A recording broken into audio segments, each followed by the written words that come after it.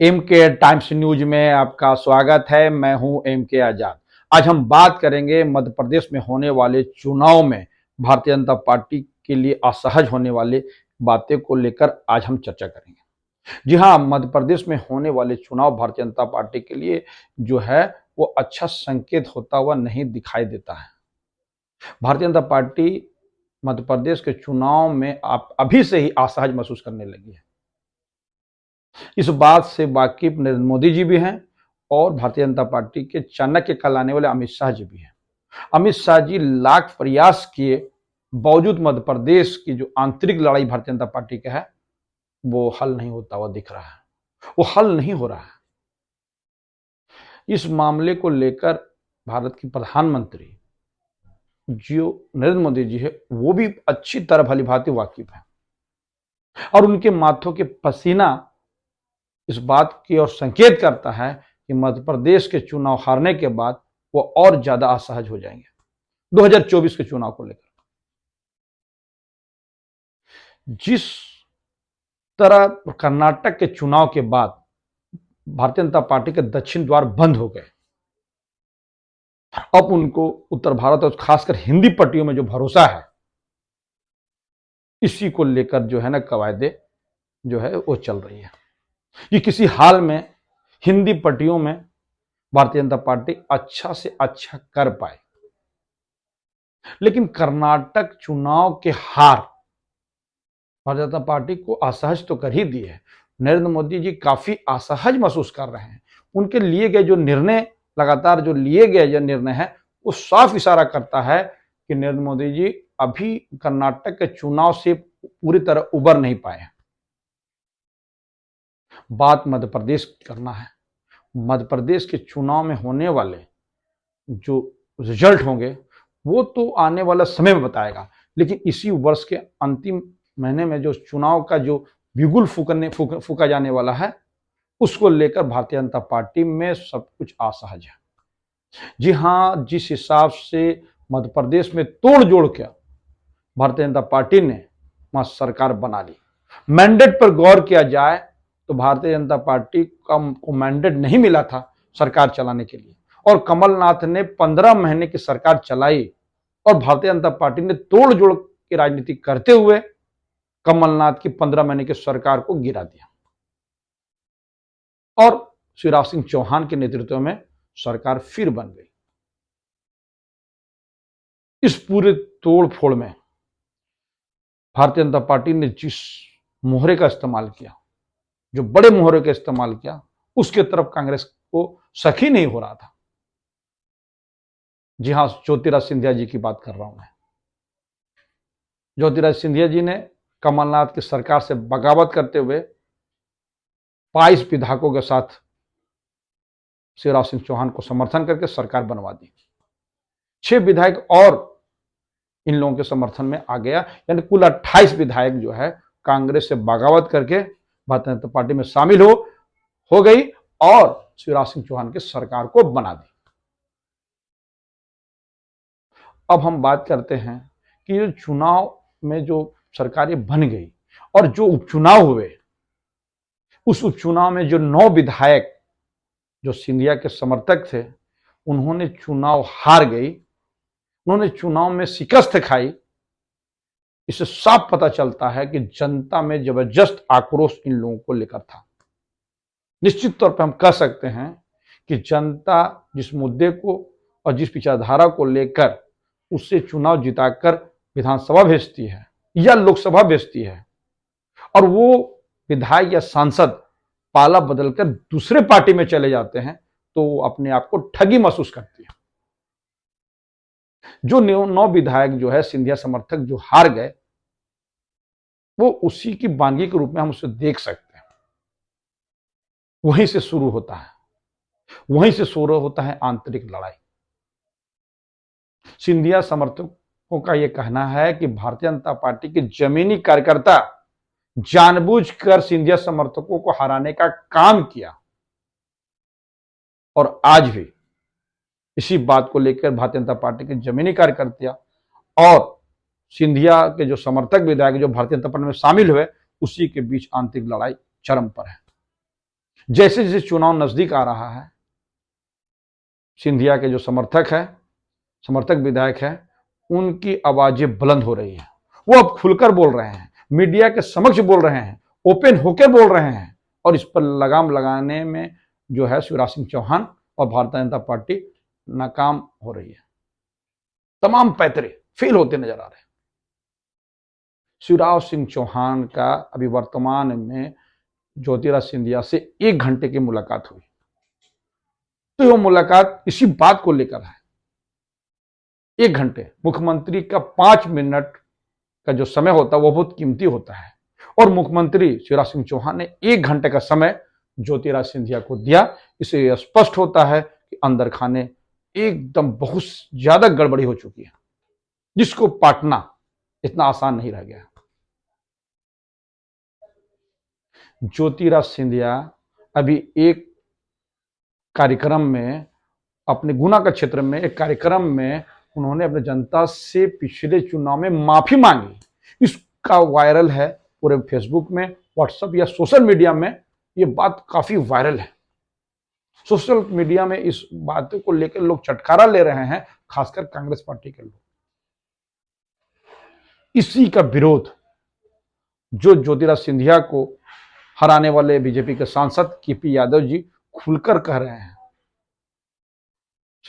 KP Yadav ji ने सिंधिया जी का नाम नहीं लिया, लेकिन जो इशारे किए वो सब कड़ा प्रहार के रूप में लिए।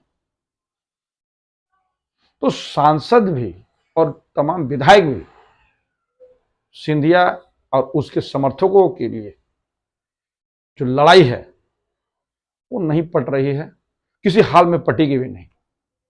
क्योंकि सिंधिया के बारे में भारतीय जनता पार्टी के भी लोगों का कहना है, तो जमीन से जुड़े नेताओं का कहना है कि सिंधिया जी वास्तविक रूप से गद्दार है। कांग्रेस इसी का आरोप लगातार लगा रही है। अब ये आरोप भारतीय जनता पार्टी के जमीनी कार्यकर्ता जो मध्य प्रदेश के, वो भी लगा रहे हैं कि ये गद्दार है।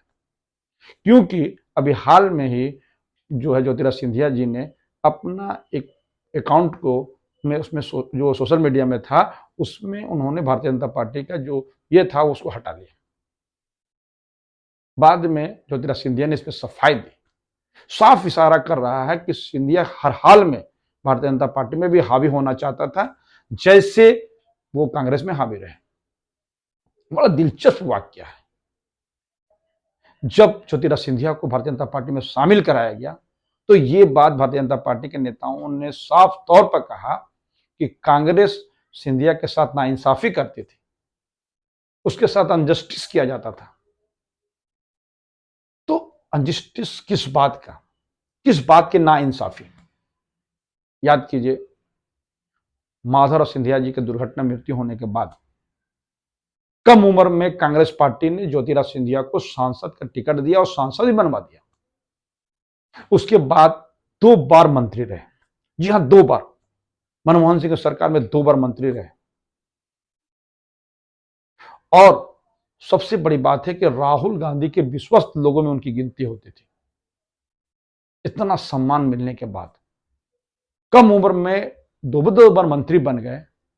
और आपको दिलचस्प एक बात और बताते चले कि जिन विधायकों को लेकर वो कांग्रेस से भागकर भारतीय जनता पार्टी में शामिल किए गए, कांग्रेस ने ज्योतिरादित्य सिंधिया के कहने पर ही इन लोगों को टिकट दिया था। यानी 25 से 30 जो सीटें हैं, ज्योतिरादित्य सिंधिया जी अपने समर्थकों को दिलाने में कामयाब रहे। कांग्रेस पार्टी ने इतना सम्मान दिया, जहां एक विधायक को अपनी सीट और टिकट लेने में हाँप जाते हैं, वहां जो है ज्योतिरादित्य सिंधिया जी के कहने पर 25 से 30 टिकट दिया गया। अब कैसे सम्मान है? यही सम्मान अब वो भारतीय जनता पार्टी में चाहते हैं, जो संभव होता हो दिख नहीं रहा है।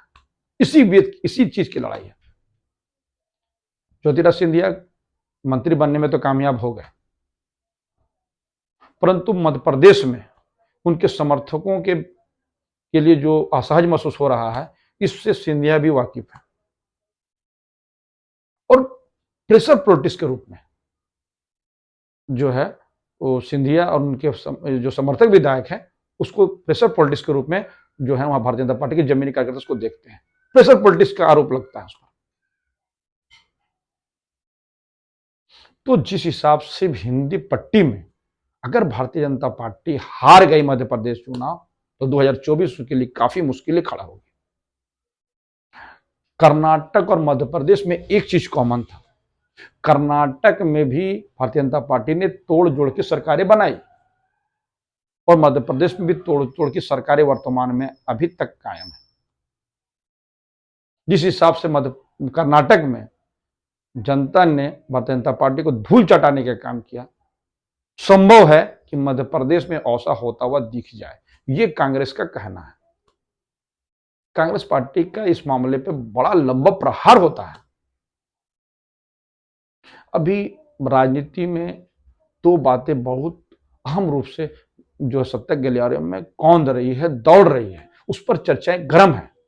एक तो नए संसद भवन के उद्घाटन को लेकर जो 28 मई को भारत के प्रधानमंत्री नरेंद्र मोदी जी करने वाले हैं, और दूसरा जो अध्यादेश जो है केजरीवाल के खिलाफ लाया गया, इसी दोनों को लेकर विपक्षी जिस हिसाब से एकजुट हो रहे हैं, ये तो काबिले तारीफ है। और 2024 के लिए भारतीय जनता पार्टी के लिए एक असहज पैदा करने वाली स्थिति है। बहुत दिन तक विपक्ष जो है एकजुट नहीं रहा, अलग अलग विपक्षों का होने से भारतीय जनता पार्टी को काफी लाभ होता हुआ दिख रहा था। लेकिन जिस हिसाब से नई संसद भवन का उद्घाटन में राहुल गांधी का यह कहना कि वो जो है राष्ट्रपति से उसका उद्घाटन कराना चाहिए, इसके लेकर एक नई जो है बहस को जो है ना छेड़ दिया गया है। इसके समर्थन में करीब 21 दल समर्थन में आ गए। उन्होंने 28 मई में नए संसद भवन के उद्घाटन का बहिष्कार का ऐलान कर दिया। और दूसरी तरफ केजरीवाल के खिलाफ जो है लाए गए अध्यादेश, उसके सरकार के खिलाफ लाए गए अध्यादेश के बारे में जिस हिसाब से विपक्ष एकजुट हो रहा है, और यदि अध्यादेश के खिलाफ में अगर ये बिल पास हो जाता है तो निश्चित तौर पर 2024 से पहले भारतीय जनता पार्टी खासकर नरेंद्र मोदी सरकार को बहुत बड़ा झटका के रूप में झटका लग सकता है, क्योंकि 2024 में बहुत समय नहीं रह गया। 2024 का चुनाव ज्यादा समय नहीं रहा, और जो बातें कही जा रही है उससे इस बात को बल मिलता है कि 2024 के चुनाव के मद्देनजर ही जो है वो भारतीय जनता पार्टी या नरेंद्र मोदी सरकार हर फैसले ले रही है। जहां तक उद्घाटन की बात है तो हर हाल में 28 मई को नरेंद्र मोदी जी उद्घाटन करेंगे ही। उद्घाटन के मामले में नरेंद्र मोदी जी का कोई सानी है ही नहीं। और रेल को हरी झंडी देकर रवाना करने का मामला हो तो वहां रेल मंत्री मौजूद तो रहते हैं, लेकिन वो झंडी नहीं दिखाते। झंडा दिखाने का भी पावर उनके मंत्रियों को नहीं है। कोई भी मंत्री के उपलब्धि या उद्घाटन उनके संबंधित जो मंत्री नहीं करते, उसका भी उद्घाटन नरेंद्र मोदी जी खुद करते हैं। यानी वन मैन चेहरा को ही आगे लगाकर सारी व्यवस्थाएं की जा रही है। इसी को लेकर जो विपक्ष के जो नेता हैं वो लोग प्रहार करते हैं कि एक व्यक्ति को प्रोजेक्ट करने के लिए सारी व्यवस्थाएं की जा रही है, जो लोकतंत्र के लिए खतरनाक है, सही नहीं है। तो जो मंत्रियों को का उद्घाटन करने से रोके और खुद उद्घाटन करें, वंदे भारत को ही लिए लगातार कई बार झंडी जो है वो दिखा चुके हैं, वो झंडा भी उसके मंत्री नहीं दिखाते। कोई भी मंत्री को इतनी औकात नहीं है कि वो अपने विभाग के किसी भी चीज का इनॉग्रेशन कर सके, उद्घाटन कर सके। उनको हर हाल में नरेंद्र मोदी जी को ही ले जाना पड़ेगा। तो जो नई संसद भवन का जो है जो बड़ा प्रोजेक्ट के तहत देखा जा रहा है, काफी पैसे लगे हैं इस पे, उसकी उद्घाटन की बातें हो और नरेंद्र मोदी जी पीछे रह जाएं, ये तो हो ही नहीं सकता है। विपक्ष के अपने दावे हैं, वो तो आने वाला समय बताया जाएगा। लेकिन जो रणनीति बन रही है, विपक्ष जिस हिसाब से एकजुट हो रहा है भारतीय जनता पार्टी के लिए, 2024 के राहें मुश्किल होता हुआ दिख रहा है। हमारा ये वीडियोस कैसा लगा अपने कमेंट्स बॉक्स में जरूर कमेंट्स करें, और जिन्होंने अभी तक हमारे न्यूज को सब्सक्राइब नहीं किया, हमारी विनती है कि सब्सक्राइब कर लें। नमस्कार।